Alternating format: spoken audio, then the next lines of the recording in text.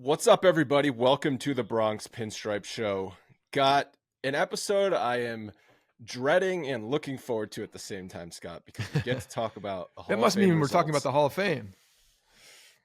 The Baseball Hall. I have such a love-hate relationship with the Baseball Hall of Fame. We'll get into it. I don't want to start the show with it because before we know, 50 minutes will go by and we didn't talk about anything except the stupid Hall of Fame.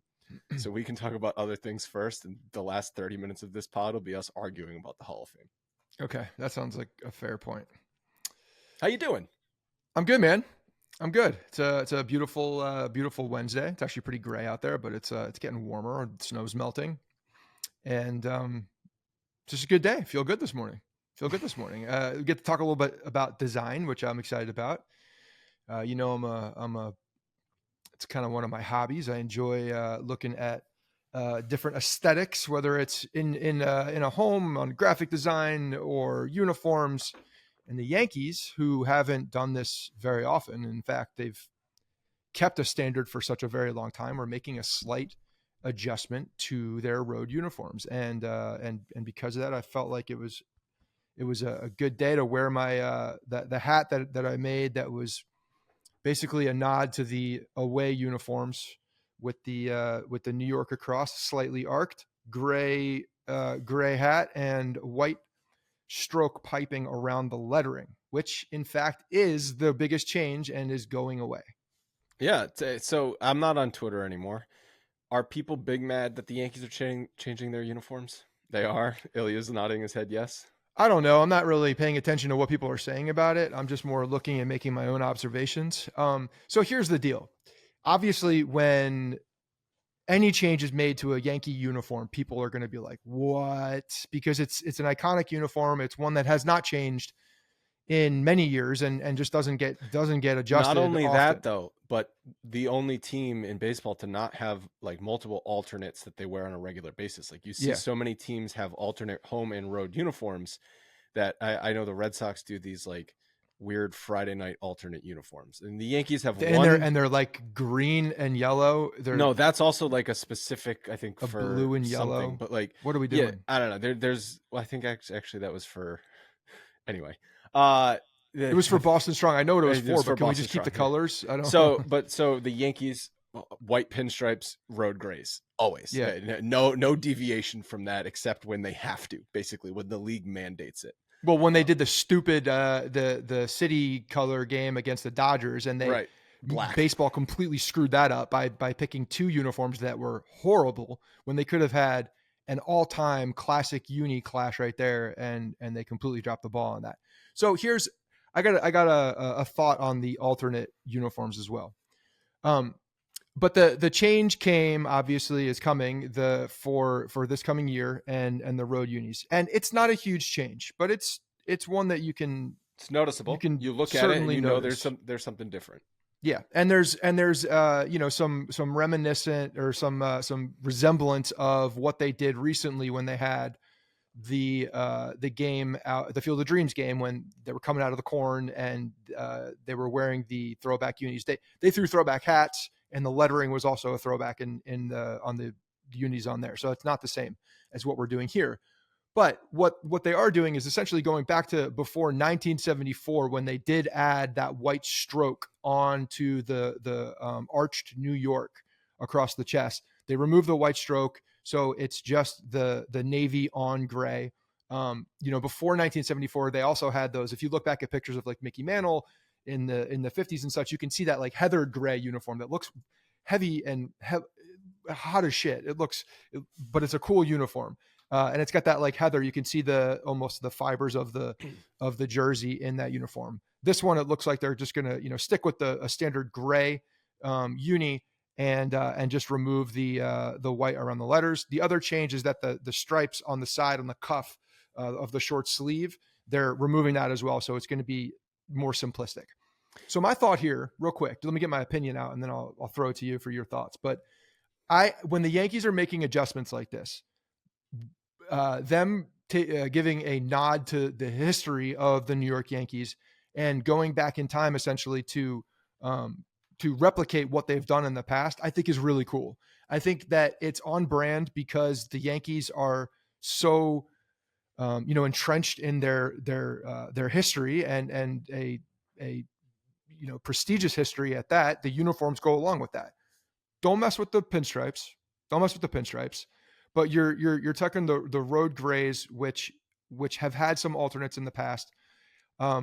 I think it's really cool. And if they were gonna look for additional alternate jerseys, I would petition that is okay, but let's also do something similar and go back and look at what has been done in the past.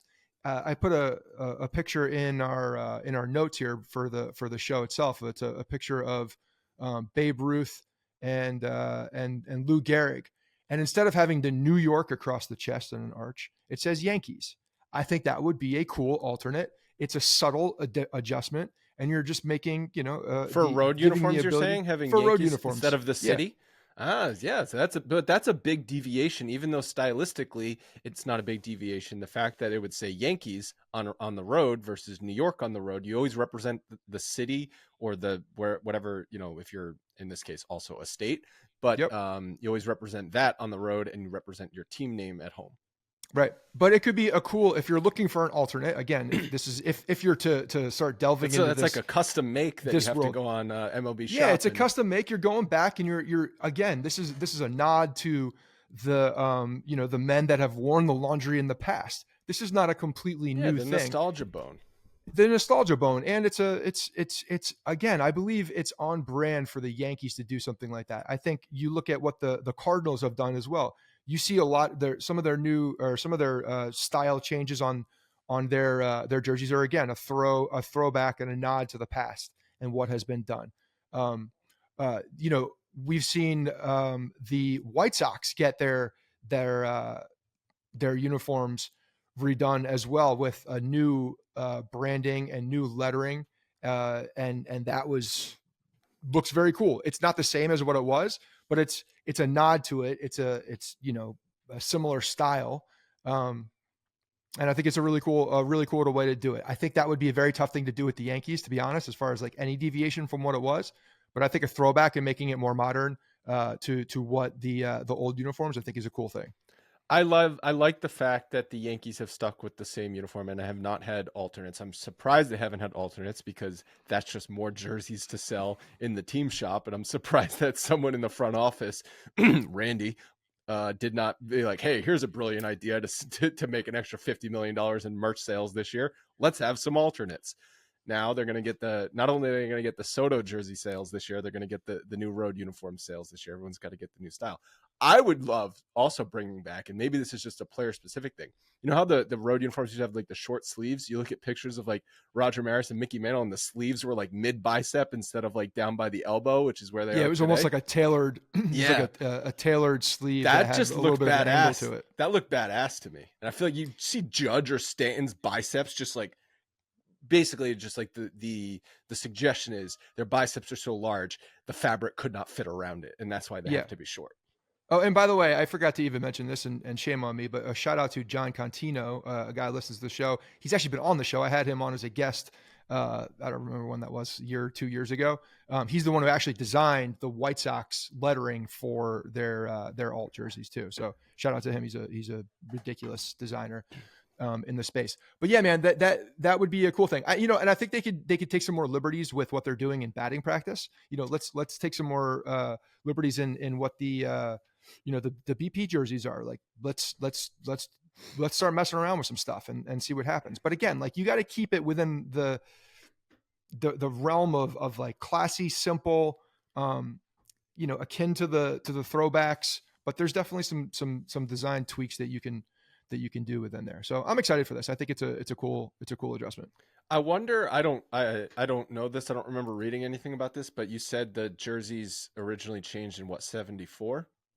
Yep, 74. That was the second year of Steinbrenner's ownership. So I'm wondering if this was part of his like complete rebrand of the Yankees, give the stadium a facelift, give the team uniforms a facelift. Because what I do remember reading is he was very big on that sort of thing. In addition to just like the players on the field, like we've got to look the part. We've got to make it modern. We've got to change everything about the Yankees, because the end of the 60s, early 70s Yankees was in rough shape. They were not a well-run organization at that point.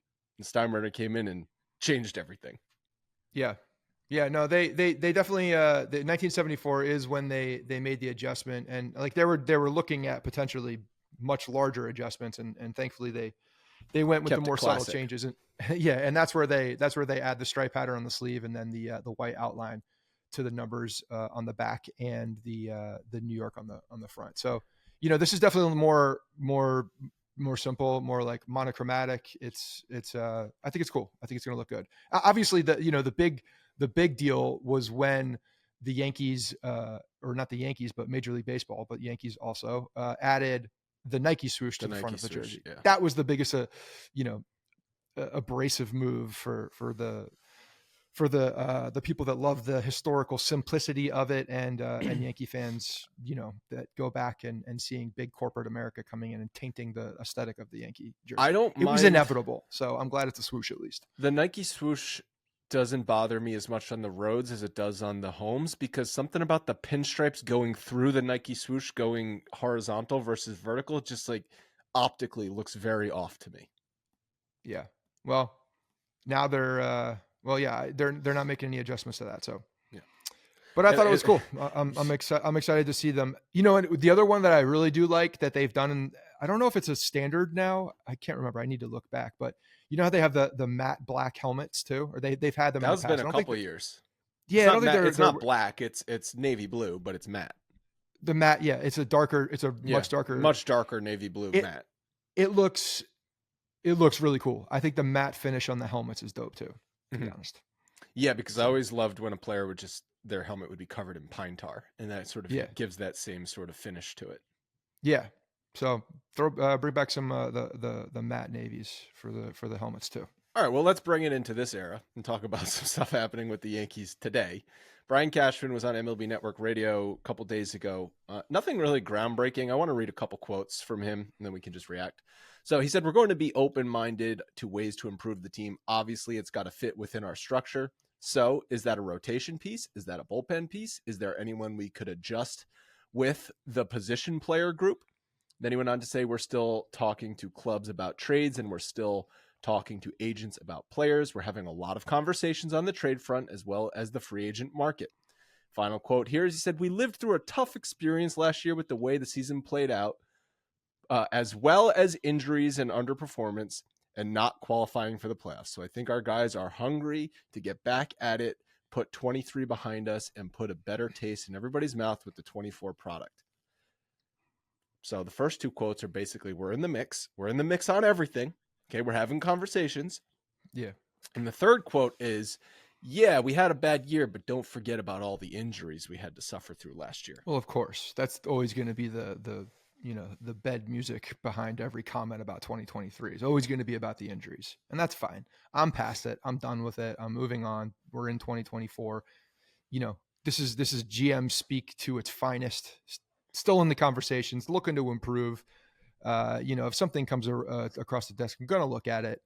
And they've also said that, they feel good with the rotation spot. Marcus Stroman, I think he was announced and did the press conference again, another Zoom press conference. Apparently nobody likes being in person. You want to do Marcus Stroman on Zoom? Fine. Juan Soto needs to be in person. Marcus Stroman's going to be here longer than Juan Soto. But don't say that. Well, it's true as of right now, unless we see a signing. But Stroman was talking to the media also, and from everything that they're talking, the rotation is set. But Stroman had some interesting things to say, just about being misunderstood, he thinks, and how the fans are really going to get behind him, and the type of attitude and the way that he plays and all that stuff too. Which I agree with. If he stays healthy, then he pitches well, if he stays healthy and pitches well, the Yankee fans are going to love him. Yeah. He's got that type of mentality. Okay, but that is true in any sport, in any fan base, in the history of sports. When you have a player that you're going to be but when you have an outspoken guy, it's more, it's heightened at that point. But you could be outspoken. You could be barring like literally illegal stuff off the field or really truly heinous stuff. Yeah. You could be a jackass. As long as you're performing on the field, you're going to have fans cheering for you. Yes, fans cheering for you, but like he's going to be a favorite if he's doing well because of the type of way that he plays. He's also going to have the microscope emotion on the sleeve. If he goes out there and has a Carlos Rodon-esque start to his Yankees he'll get career, destroyed. He's going to get destroyed. He's going to get crucified because you can't be an a-hole plus suck. Yeah. And I don't think he's an a-hole. I think there is some of that's taken out of context in some ways. So I mean, it's funny. It's even like in the Zoom press conference, whatever the hell that's called, that they do. Someone was asking him. So I heard you went down to Tampa and had a face-to-face meeting with Brian Cashman. Like, that's really specific. That's really specific information. He's like, no, we did it over. It wasn't in person. It was over a call. Oh, so the person had the wrong information? Yeah. It's just, you just notice how things are just completely taken out of context, completely misrepresented. And that is something that is so simple that you could, I'm sure, get a very easy, clean answer on if you ask the right person. Was he? But it's so specific, face to face in person, but it actually wasn't. What if Brian Cashman flew to wherever Marcus Stroman was to meet him? It didn't happen. Well, but he could have just answered the question that no, we didn't meet face to face in Tampa. He didn't meet face to face. That's a problem. Why didn't the GM meet face-to-face with a new free agent signing? I don't know, because they didn't need to. Because sometimes you don't need to go face-to-face. Sometimes you can do a call like this. How many times? Do what you need. Apparently, Boone did meet with him face-to-face and was on the ground with him. Boone. So Boone's everyone's best friend. Boone meets anybody, and he's like a golden retriever. He's going to be, he's awesome. He's awesome. Where is he? I'm on the next plane. Yeah. I don't know. I need to start having our GM meet with players face to face and like actually trying to get a pulse on if they're going to be good or not. Although maybe Brian Cashman isn't qualified to do that. He's not the pulse guy. No, he's definitely not the pulse guy. Who's the pulse guy? Someone's a pulse guy. I don't know. And it can't be Aaron Boone either. Who's vice president of pulses in the Yankees front office? That goes back to the common sense department. Someone in the common sense department. Add it to the list of responsibilities that we have. They have a very good way of reading people and understanding what drives them and what motivates them and also what makes them crumble. That's the person that you need. And that person definitely is employed well within the common sense department. Do we know if they met with Soto face to face before they acquired him? Yeah, probably not. I don't think so. Because I know they always meet with a big free agent signing. Like we're talking Garrett Cole level free agent signing. Carlos Rodon, I'm assuming they met face to face with, right? You're going to be committing for sure, but those are $100+ big, million to somebody. Yeah. You're going to be meeting face to face with them. Although, I mean, Stroman got $100+ million, didn't he? Or no, he got 2 years. Never mind. It's like a 50-something million possible value. Right. Chump change. Chump change. No, so yeah, Cashman's in on it. But here's one though, because there's reports that the Yankees are the only team to have made an offer to Blake Snell in the 5 to 6 year, $150 to $180 million range, which is between $25 and $30 million AAV. Do we think they met with Blake Snell face to face? Because you're going to be committing $180 million to somebody, a starting pitcher, who also has some questions that we would have questions about if he can handle pitching in New York coming in. I would hope there's a face-to-face meeting or meetings happening before you commit to Blake Snell. Well, that's funny because let me ask you, in the view of Blake Snell and his agent team, is the offer that the Yankees proceeded to give to them a slap in the face? Is it insulting? Is it an insulting offer? Because it might be, considering what they're asking for and what was given. Right. So when you give an insulting offer, do you do that face to face? But if you're the only offer, hold on. If you're the only offer, is that insulting? You could ask for 9 years and $200 million, but if the market isn't dictating you're going to get that, and the only team to offer you a contract is 6 years, $180 million, that's not a slap in the face. That's my offer.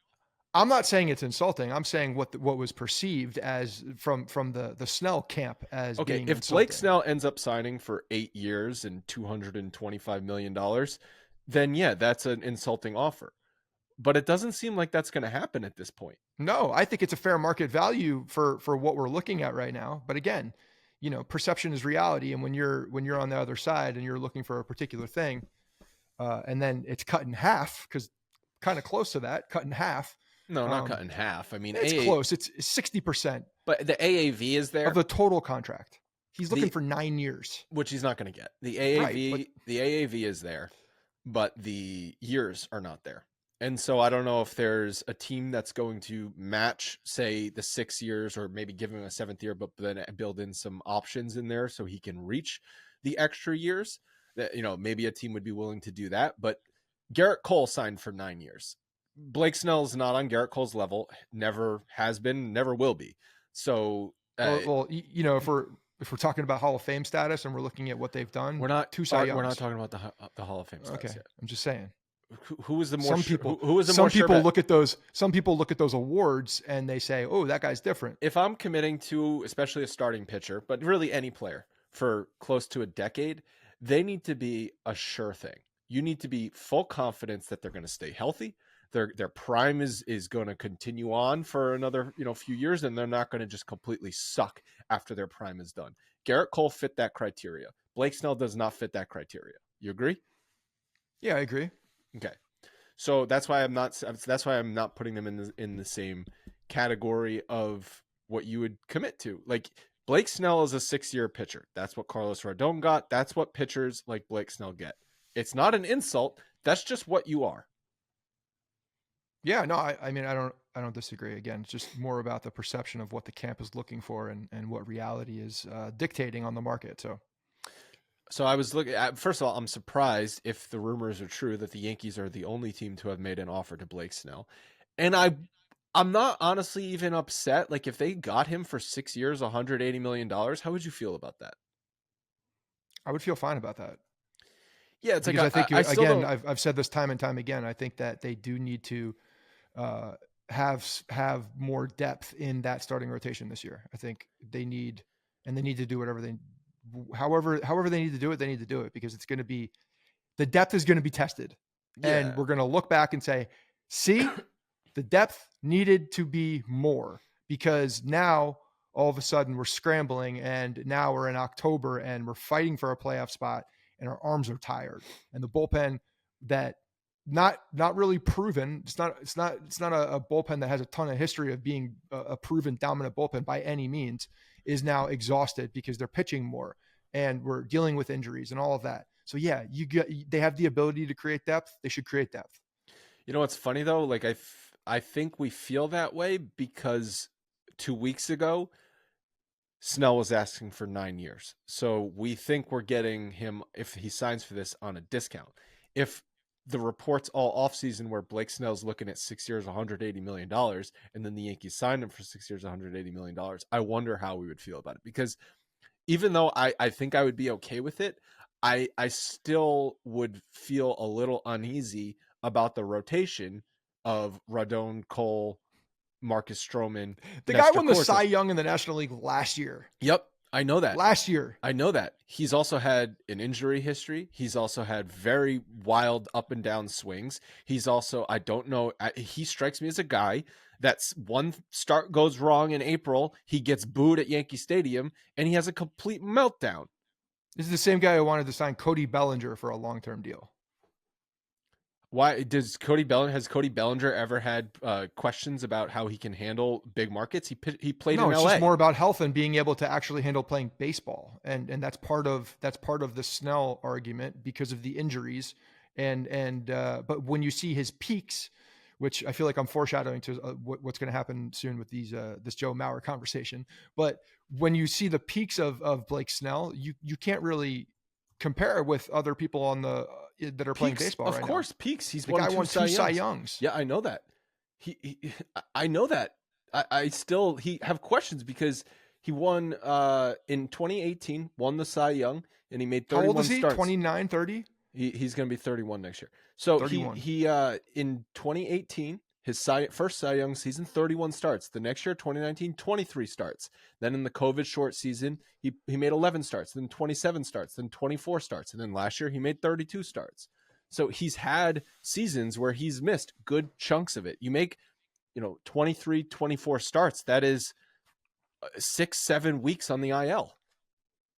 Yeah, I mean, I understand it. Cody Bellinger also missed a month last year. Yeah, I guess they're similar. I mean, I think didn't we get sent the numbers? Cody Bellinger has played 85% of his team's games. Yeah, but there was something.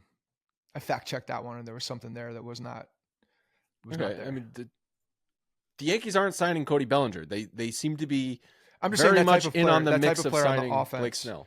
Yeah, and I think that Blake Snell in that type of deal is one that you should do. I think they should. If obviously they felt good enough to offer that deal. It's just a matter of if the market comes back to them. So I'm not sure it will.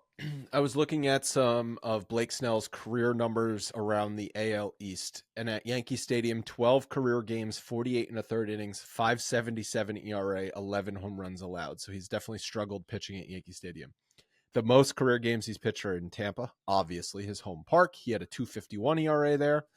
Boston only made 5 career starts, and also in Baltimore, only 4 career starts. Like, it's not even one a year that he pitched with Tampa. So I don't know. Oh, right. He's injured a lot. That's why. 3.10 ERA in Boston. I'm just wondering how they pulled this off. So he's only throwing at Tampa because clearly that was intentional. Yeah, clearly skipping starts in Boston. Don't want him to go up against that Red Sox lineup with the Green Monster there. And Baltimore, even though they suck, clearly don't want him pitching in Baltimore, right? Yeah, so you're right.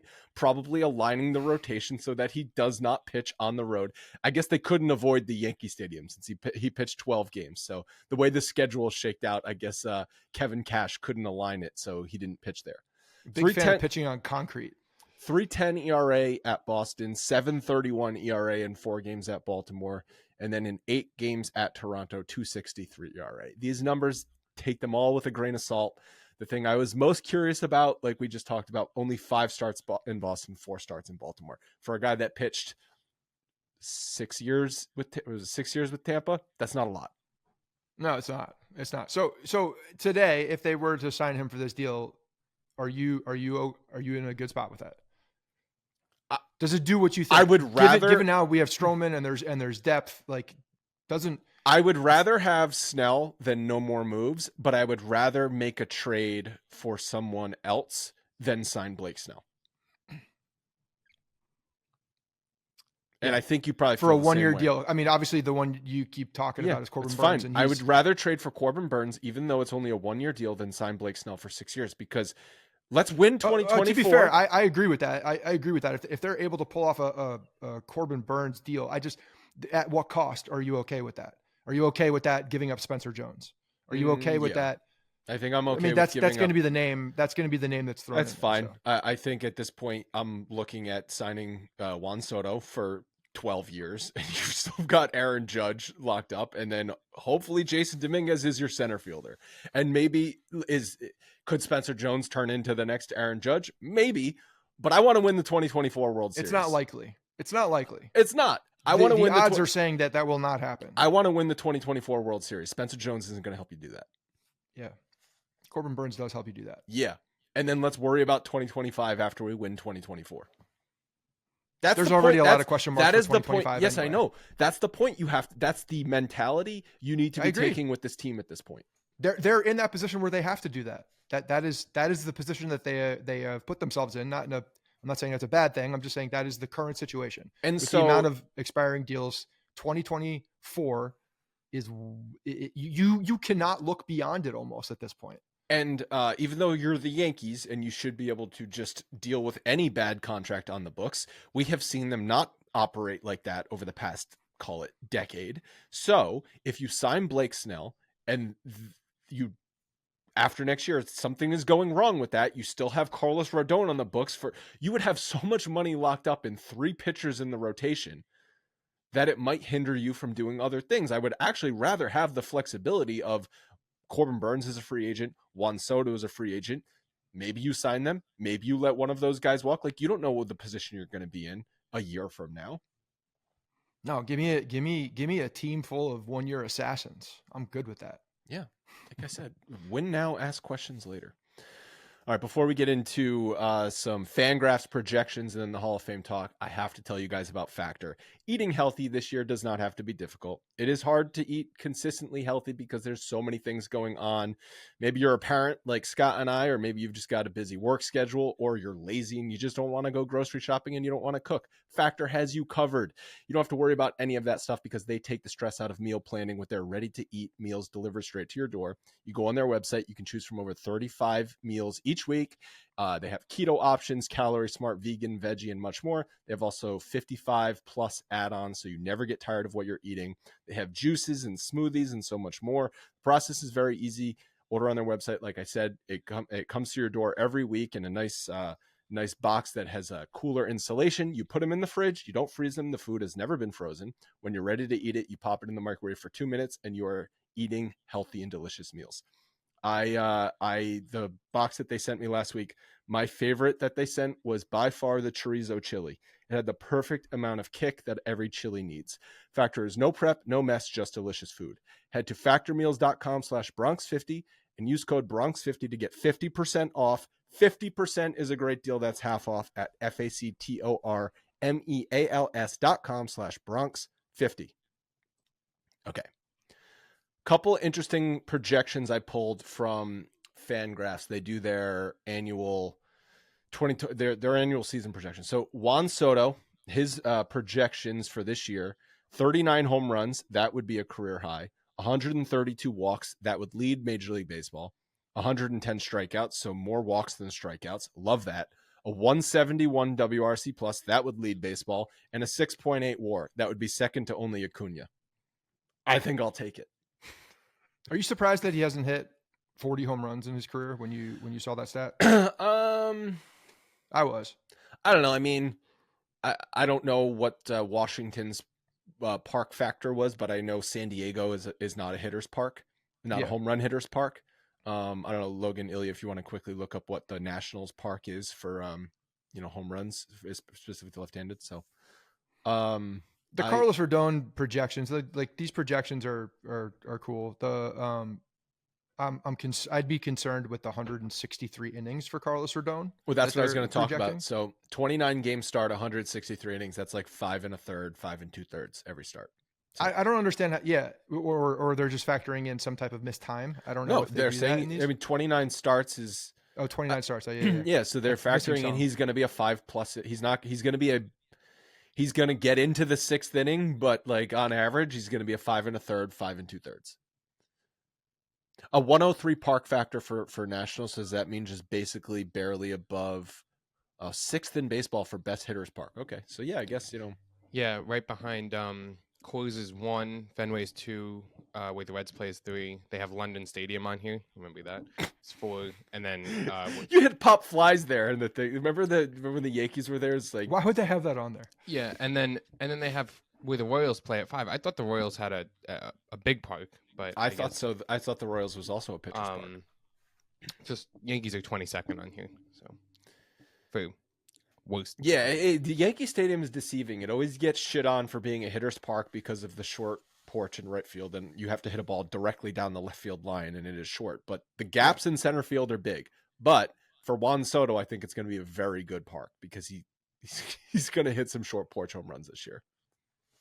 Yeah, and I think some of his line drive, some of those are going to be those line drives, not just a high fly ball to right field. I think he's going to get some lasers that go out. Yeah, and I think going back to our segment we did about the lineup, I think we agreed that Judge should be 2, Soto should be 3. Although we understand, vice versa. I think we wanted some consistency. It also might depend on who's leading off, but there's been some talk that the Yankees are going to at least try to get DJ in that leadoff spot, which would mean maybe Soto 2, Judge 3. So you go righty, lefty, righty. But a benefit of having Soto ahead of Judge is that Soto is always leading the league. He's top in the league in walks. His on-base percentage is always 400 plus. So you're getting more guys on in front of Aaron Judge, who this projection says 45 home runs. He was actually on pace, I think, last season before he got injured to hit like another 60 home runs. So instead of hitting a bunch of solo home runs like he did in 2022, maybe they're going to be 2-run home runs. Yeah, the only thing with that is, I do want to see, not that this is something that's set in stone, because I think it's going to change, but seeing Juan Soto as protection for Aaron Judge also is an appealing thing for me, because that's going to be a big deal. You know, if we're seeing LeMahieu, Soto, Judge, that next guy is going to be really important. And you know, it's probably Rizzo, and that the season needs to add that protection so that, you know, guys understand if there are runners on base, you got to attack Aaron Judge in at least some capacity, because the guy behind you is also doing damage, and you don't want to put more guys on base. Yeah, and then if you go DJ, Soto, Judge, Rizzo, Glaber, that is a righty-lefty mix all the way down to the 5th spot. Yeah. Well, you think Glaber's going to be there instead of Stanton, which is funny. No, opening day will definitely be Stanton, but Yeah. I expect Stanton to suck, and so by April 15th, Glaber will hopefully have taken that. Or maybe this is bad, because I don't dislike Stanton. I actually think, you know, for as much has gone wrong for him in a Yankee uniform, like, he's owned it. So I respect him for that. But a little part of me hopes he just goes down in March with a season-ending injury so we don't have to deal with him this year. Now you're rooting for injuries. I'm just rooting for not having to watch him struggle in the 4 spot, just being jammed in there like a square peg in a round hole. That is not I mean, yes, it is a Giancarlo Stanton controlled situation, because he's playing to his abilities or not playing to his abilities, but the decision is all on Aaron Boone at that point. And the fact that what you're saying is that he doesn't have the ability to make any decision beyond, if that man is Take it out of Aaron Boone's hands. Some capacity, he's going to be in that 1 spot, which is crazy. I think we both said, yeah, put Stanton in the 6th spot. Like, until he proves he's better than what he has been, hit him down in the order. And if they're going to do that, then fine. But I was being a little facetious with the injury thing. I just don't want to. I want the lineup to have the best chance to thrive with how much the lineup has struggled in recent years. And I don't think that putting Stanton behind Soto and Judge, or Judge and Soto in the lineup, is going to help it do that. It's just going to cause problems. He's just going to stick out like a sore thumb. Like last year, you looked at, why is our cleanup hitter hitting 192? That's what it was last year. Yeah, no. And Glaber had a good enough season where he's at this point in their careers, both of them, one guy is a much more productive player and gives a much better at bat. And that's Glaber Torres by a long shot. Last thing on this projections, Garrett Cole, 3.73 ERA. Yeah. I'd be a little disappointed if he had a 3.73 ERA. How about you? Seems high. Yeah. Yeah, that seems high. Yeah. That seems high. I don't think that's that's flirting with a 4 ERA, and I don't think that's him. He would still have. What did he show that he's going to throw 203 innings? That he's going to pitch to a 3.7? I really don't understand that either. 3.6 WAR, number 2 in innings pitched. So I think that 3.6 WAR qualified him for like top. I think it was 7th or 8th as far as just total pitcher value. The 3.73 ERA is definitely high for me. Like, he's got to be a low 3 ERA guy. If he's pitching to a 3.70 ERA, like, he's having some bad starts in there, like some blow up starts in there. Yeah. Yeah. I think it's a high projection. Okay. Hall of Fame. Your Hall of Famers for the 2024 ballot are Adrian Beltre, got 95.1%, Todd Helton, 79.7%, and Joe Mauer, 76.1%. Guys that just missed: Billy Wagner got 73.8%, Gary Sheffield, 63.9%. That was his final year on the ballot. Good. He's not going to get in. How did he get so close? I know Joel Sherman did a whole article on this, but like, he's right. Who in their right mind is voting for Gary Sheffield but not Alex Rodriguez and Manny Ramirez? That doesn't make sense. When you have that doesn't make sense.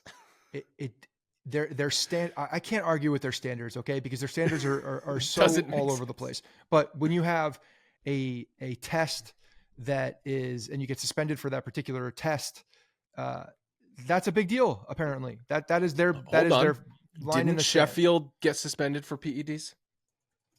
There was a cream situation, I think, with him, right? Victor Conti, if I remember correctly. It was a Balco thing. For some I reason, don't think he got suspended though. I thought after he left the Yankees, after he played with Detroit, he missed time late in his career with a PED suspension. He was on the Mitchell report. He was on the Mitchell report. He's one of the guys everyone was on the Mitchell report. David Ortiz was on the Mitchell report, and he's the first ballot. There's your other piece. There's your other guy that I know for a fact did it. So anyway, Gary Sheffield is not on, although he was one of the more. If you look at this list, like who was the scariest hitter on this list, and I could make an argument top three that Sheffield's the scariest. Manny Ramirez is the scariest. Number one. Manny Ramirez is by far the scariest, but yes. I think Gary Sheffield's up there. He's up there in that conversation. Gary Sheffield, definitely. Like offensively, Gary Sheffield was a beast. And I think though, other than that, and he was violent. There's a lot of the way he did it too was like it felt different just because of the way that he had his stance and the bat. It was just like it cut deep when he had a big hit. Manny Ramirez, scariest hitter on here, best all-around player, Alex Rodriguez on this list, and both of those guys got in the low to mid 30%. Cool. It doesn't seem like they're getting off. No, I know that, but I'm just saying, like they're not going to get in. Adrian Beltre. They're not going to get in. No. Adrian Beltre, 366 votes, 95%. That's a commanding, vote get. I'm not surprised by any means. They just pasted in. I can't read that. You just pasted a long thing on Sheffield. I don't know. I'm glad he's not going to get into the Hall of Fame. Todd Helton. The only way any of these guys, like, to put this whole thing to bed, because whatever the opinions are on steroid guys or fringe steroid guys, but like actual committed steroid guys that failed tests and got suspended for said test.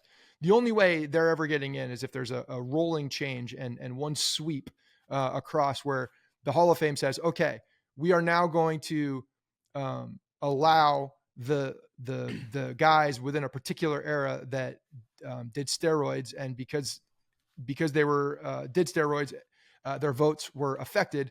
They're going to, in some capacity, deem them in Hall of Famers and vote them in some way, whatever board they're put together to do this, and then separate it in the Hall of Fame. That's the only way it's ever going to happen.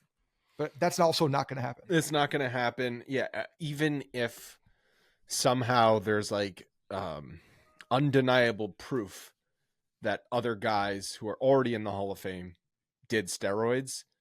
It's not just going to be steroids though. That thing, like if that happens, that means that there's going to be the people who also win are going to be the Shoeless Joe Jackson truthers, the Pete Rose truthers. Like all those guys are going in if this is the case, because it's not just going to be if you cheated in steroids. Is if you played baseball at a very high level and you cheated in some capacity, the morals clause. The morals clause. Yeah. No, there's a morals thing. You have to, I know, but again, like, I don't know. That doesn't mean shit to me. The morals clause. Who's to say who fits that criteria? Yeah. There's a lot of different things that are not included in said morals clause. Yes. Todd Helton, I think you had said before, went from like 10 or 15% on his first ballot to now all the way into the Hall of Fame. This is not necessarily a knock on Todd Helton, but like the concept of that rubs me, and I know it rubs you the wrong way. Yeah. That when you're first on the ballot, barely anyone is voting for you, but then through the process of the fact that you can be on the ballot for 10 years and you get this campaign behind you, and also who the other players on said year are. Like if you're just like 1 year, you're not one of the best players on the ballot, but then 5 years later, you happen to be one of the best players still on the ballot, all of a sudden you're a Hall of Famer. It's just, the whole thing is ass backwards. Todd Helton, phenomenal player, not a Hall of Famer. I'm sorry. I mean, I disagree. I think I've always thought Todd Helton was one of the best players of his era. I disagree. He's a Hall of Famer. So just to back to your 90% of comment, people who first voted for him agreed with me. No, that's Scott Rowland. So Scott Rowland received 10.2% in his first year of eligibility. Helton claimed 16.5. Okay. So for Scott 84. Rowland's case, 90% of the people that voted did not believe he was a Hall of Famer and on his first year. And then for Helton, 84% did not believe he was a Hall of Famer. So yes, again, and this is not the episode to go into why there are so many goddamn flaws in the way that they vote, but the whole system is flawed because If you're a Hall of Famer, you're a Hall of Famer. That's why you have how many years? 7 years between your playing career and when you're 5. eligible. 5 years, whatever it is, and you're eligible for the Hall of Fame. Your career already happened. Jockeying for position and lobbying at that point should not be relevant at all. You're either in or you're not. Yep. All right. And so Joe Mauer got 76.1%, barely enough votes to get in. Granted, on his first ballot. Yes. I thought he was going to be in the 90% range. I just thought that because he was a catcher, considered the best catcher of his, era, call it the, 2005 to 2012 timeframe, that would be enough for voters to say catcher, unbelievable prime, MVP, batting titles. Yes. But the fact that he, barely got in, I think is telling a little bit. I know we were pulling some numbers on Joe Mauer versus Posada. Posada, by the way, didn't even last 1 year on his ballot. This is not a Posada deserves it over Mauer type of thing. This is a Posada did not get nearly enough credit as far as our Hall of Fame standards go. If you look at their numbers, it's actually egregious. It's absolutely egregious. And I know we're Yankees fans, and Jorge Posada was one of the emotional and vocal leaders of, the best team that has ever played baseball, and in the best run that has ever happened in baseball. But he's disrespected in so many ways when it comes to comparison amongst his peers within the catching position. Joe Mauer's prime as a catcher, even though he did DH and play first base more often than Posada did in his prime. Posada was pretty much a catcher because they had first basemen and they had DHs. So not that Posada 2011 never DH'd. Is when we said, is that yeah, what we but said? even in I think we looked this up when Mauer won the MVP, I think was 2009. Can you guys look up how many games Mauer caught in his MVP season 2009? But Joe Mauer from 2005 to 2010 played 801 games, had a 137 OPS plus, 328 batting average, 409 on base percentage, averaged 12 home runs. Okay. 109 games at catcher in his MVP season. Phenomenal numbers. 137 OPS plus, 37% better than league average is really, really, really good. And a 328 batting average, obviously. But the power numbers are definitely lacking a little bit. He did have 32 doubles this season, so he was more of a doubles gap guy, but 12 home runs.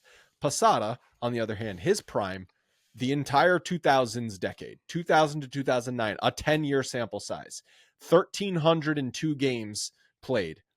And he caught, can you guys look up like what Posada's average games caught were in that time frame? Off the top of my head, I'm going to say 125. Okay. So, 25, I bet it's higher than that. 25% more than Joe Mauer did. He had a 129 OPS plus, 283 batting average, 386 on base, 492 slugging. That is home runs 21 a year, 29 doubles a year. So you can, say the batting average and the on base percentage not there, but the power numbers definitely. Joe Mauer, career slugging, 474 Posada, 439 Mauer, OPS Mauer, 827, 848 career. Yeah. Career, Jorge Posada is proving out that he was, I'm not going to say he was they were different. They were different players offensively, but he was on par with what Joe Mauer was offensively. He caught 130 to 140 games in that 10-year stretch. Okay. Jorge Posada did. And I think one of the narratives that happens as well, which I was really surprised when I looked this up too, is that Mauer was a better defender, right? And you look at how their WAR numbers got to where they are. Well, Mauer had was a better defender and climbed up. Their defensive WAR numbers across their career, Mauer is a defensive WAR now 3.0 and Posada's 2.6.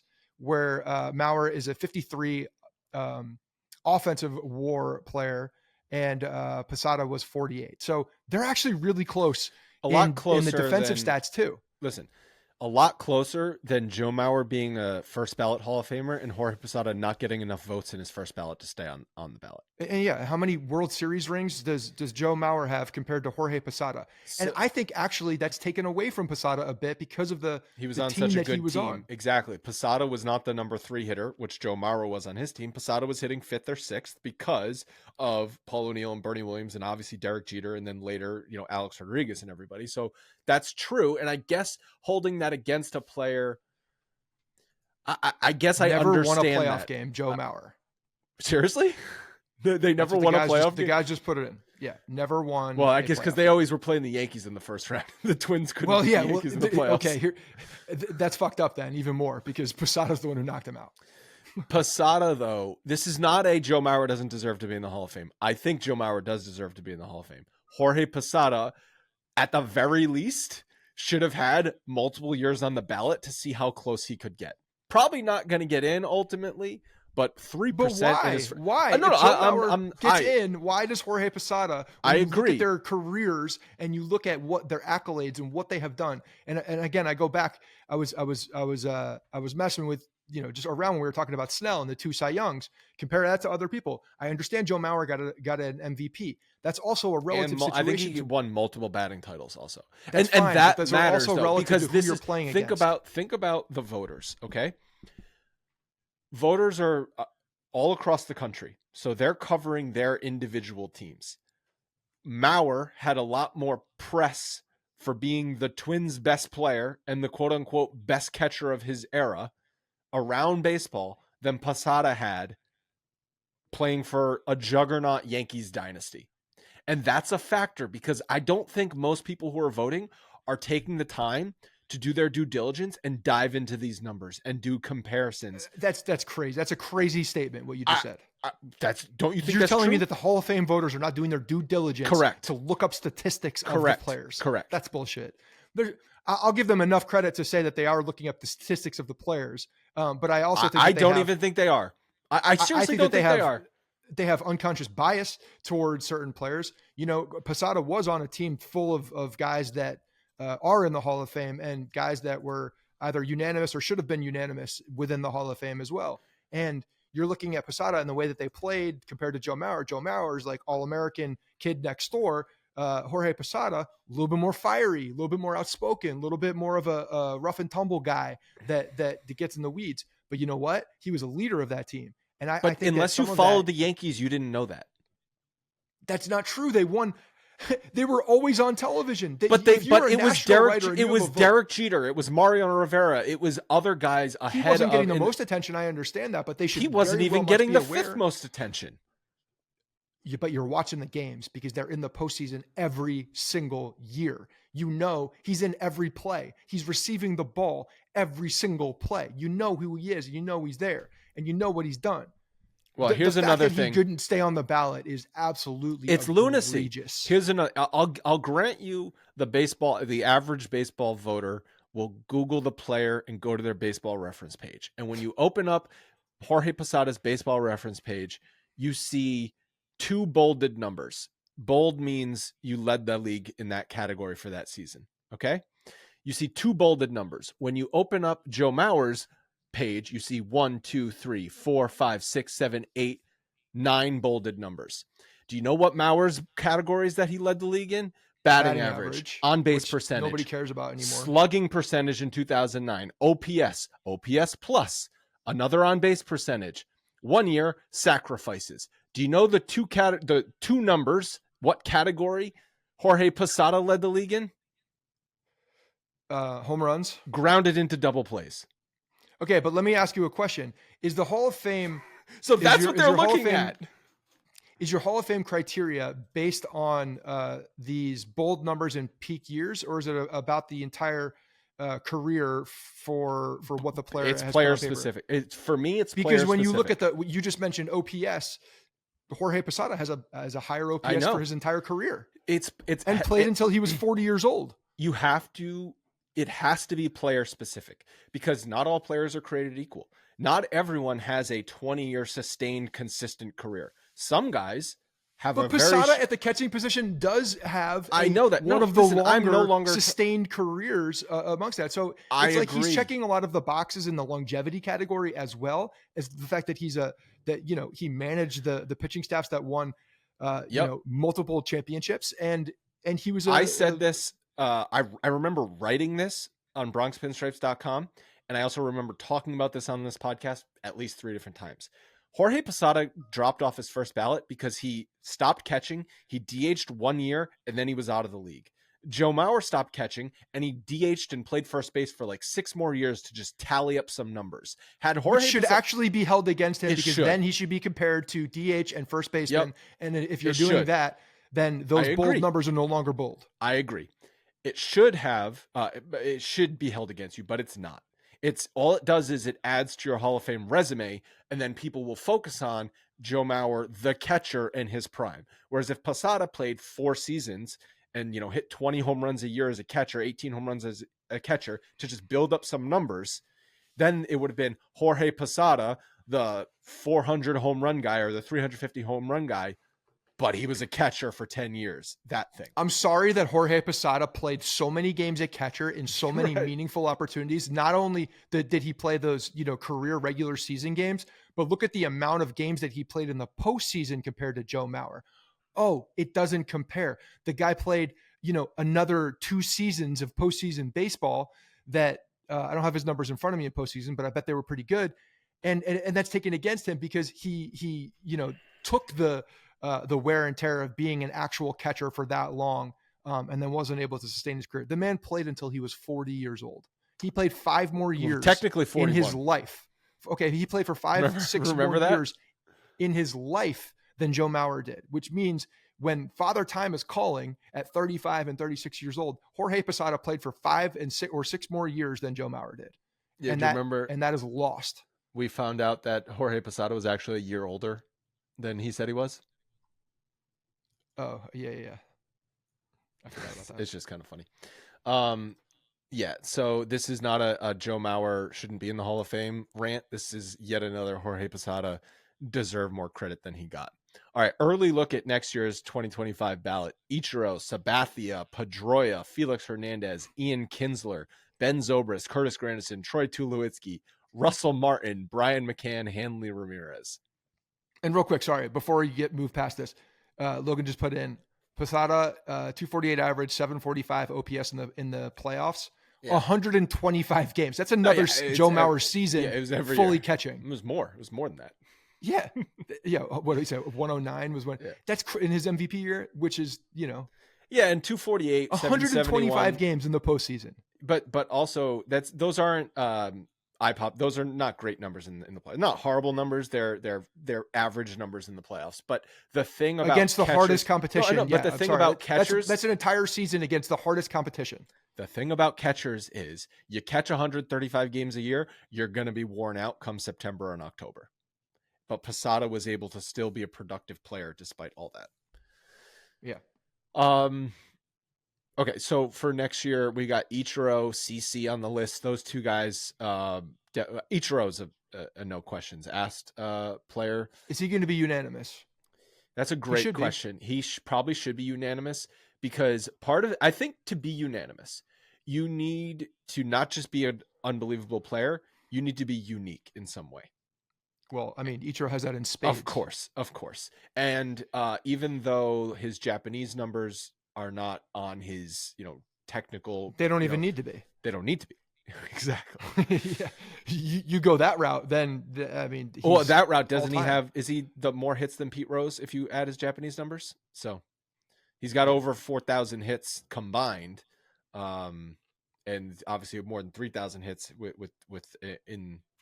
And arguably one of the greatest sound bites of all time history of baseball, talking about how hot it is in Kansas City being a rat in a wolf's sock. I just think Ichiro was such a unique, transcendent talent and player and personality in the sport that he deserves to be unanimous, which is why I also thought Griffey deserved to be unanimous, even though one jackass didn't vote for Ken Griffey Jr. Right.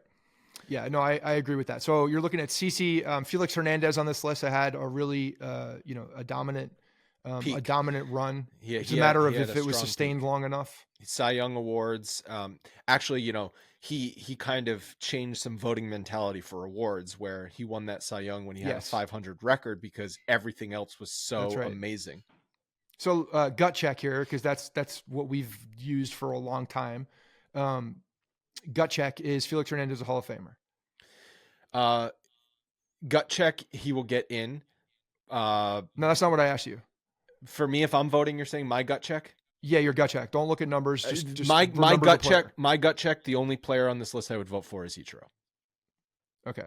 My gut check is teetering with Hernandez, and I know too much about Sabathia to have just a gut check because I know his numbers in and out, and I believe want that he to will vote get for in. Sabathia. Deserves it. I guess push come to shove, I probably would vote for Sabathia, but I can't deny that there would be some bias in there for sure.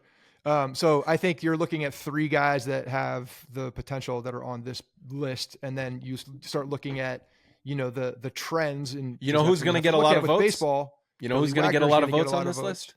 Yeah. Do you know who's going to get a lot of votes on this list? Let me see who you're going with. If you say Pedroia, I'm going to have a problem with that because I'm going to go back to my Jorge Posada argument. Yep. But Dustin Pedroia won an MVP. He won definitely 2, maybe 3 championships with Boston. I don't remember if he was on that 2018 Red Sox team, but he was on the 07 and he was on the 13 team. Dustin How Pedroia, long was this? Because the injuries really 15 years, I would say 12. Was it really that long? I think it was. Yeah. I think Dustin Pedroia is going to get an annoying amount of votes. Yeah. Yeah, Logan. So looking at Felix Hernandez, because I think it's interesting. So he definitely had, a peak from 2009 to 2015. He was an all-star all but 1 year. He went 104 and 65 with a 2.83 ERA over that span. His Cy Young finishes were second, first, nothing, and then fourth, eighth, second, and seventh. His innings are really what got me. He was 238, 249, 233, 232, 204, 236. He was a horse, 201. He pitched 200 innings in So what was that, an 8-year stretch you said? Yeah, 7 or 8. Because so he was you good. can. So again, I remember when I think of Felix Hernandez, and I'm thinking in my brain and my gut, I remember an absolutely dominant pitcher that was on the mound and didn't get off the mound. Yeah, 7 years. 7 years of correct. Potentially the best pitcher in baseball. Is that long enough? I mean, I think everyone points back to. The lefty with the Dodgers. Why? Sandy Koufax. Sandy Koufax as the example of someone who had a short but amazing prime, being a Hall of Famer. Yeah. So sneaky guy in here, which is on par to our conversation, and I don't have his numbers in front of me, but I bet his sustained career numbers are actually pretty decent. Is Russell Martin? Oh, I thought you were gonna say Troy Tulowitzki. No, Russell Martin. Tulowitzki is a great example of a guy that just didn't have a long enough run. And injuries got in the way, but was on the path to a Hall of Fame career. Yeah, former Yankee shortstop. Former Yankee great, Troy Tulowitzki. What year was that? 18, 19? He played 3 games. I think it was 19.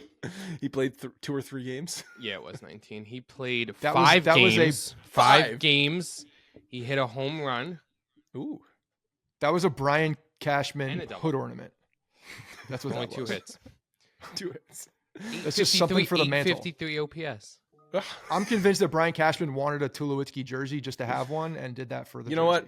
I bet Troy Tulowitzki walks around being like, I was an 853 OPS Yankee. How old was he at that year on the Yankees? Would you guys guess? Not that old. 36? Was he that? I don't even think he was that old. 34. 34. Yeah. He was so 34 don't you think going Russell on 54. Martin? Russell Martin played for a long time. He played for a long time. And he was a really good player when he was with the Dodgers and sustained. He was a good player with the Yankees. I thought he was good. Good with the Yankees, and then the Yankees let him walk to the Pirates for like nothing. He signed with the Pirates for like 2 years, $20 million, and the Yankees had no fucking catcher the next year. Was that the Francisco Cervelli year? Yeah, and some other jackass they had catching that year. Because didn't they get Cervelli from the Pirates? No, they traded Cervelli to the Pirates eventually. To the Pirates, yeah. But the Yankees went into that next season. They let Russell Martin walk for basically a not very big contract, which was a mistake. And then they had no plan at catcher. Yeah. He was a good player for a long time, though. So I think like sustained numbers, when you look at him, they're going to be interesting. But I don't know. I mean, I'm looking at his numbers now. I don't know if he's a Hall of he's Famer. not a Hall of Famer. That's not what I'm saying. I got a think 101 OPS plus. I mean, I know he's a catcher, but it's 14 Ichiro. years. It's Ichiro. 14 You'll years, yeah. very easily talk me into Sabathia, and I'll vote for him because I love him. And then Pedroia will get an annoying amount of votes, and everyone else won't sniff it. Oh, you don't think Hernandez is going to sniff it? I think he will. Oh, sorry. Yeah, Hernandez will be close too. Yeah, Pedroia and Hernandez will be close. Everyone else on the list: Kinsler, Zobrist, Granderson, none of those guys. Granderson, really good career, not a Hall of Famer. Cool. All right, that's going to wrap it up for today's show. Thank you guys so much for listening. Again, go check out Factor if you're interested in some very delicious, tasty, easy meals that you can just warm up very quickly. You can also take them with you on the go. We'll talk to you guys next week.